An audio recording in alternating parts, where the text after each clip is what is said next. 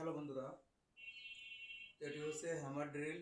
তো আমি এই কলটা এভাবে খুলবো আজকে হ্যামার ড্রিল দিয়ে।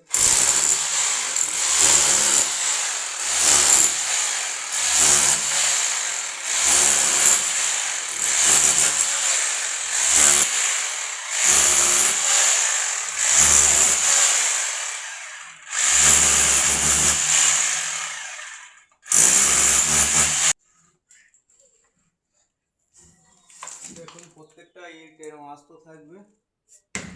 আমি এই হ্যামার ড্রিল দিয়ে ব্যবহার করে এগুলো খুলবো। ইটগুলো কিন্তু ভাঙবে না।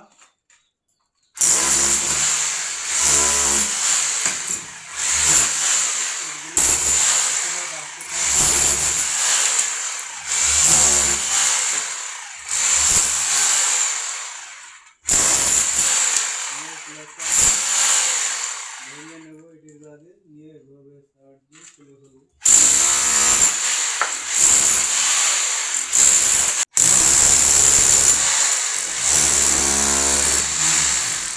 এই দেখুন এই ইটটা কিন্তু এই ফুল আস্ত বেরিয়ে গেল। ইটটা না ভেঙে আমি আস্ত নিলাম। এরকম প্রত্যেকটা ইট আমি আলাদা আলাদা তুলে ফেলবো খুব সহজে।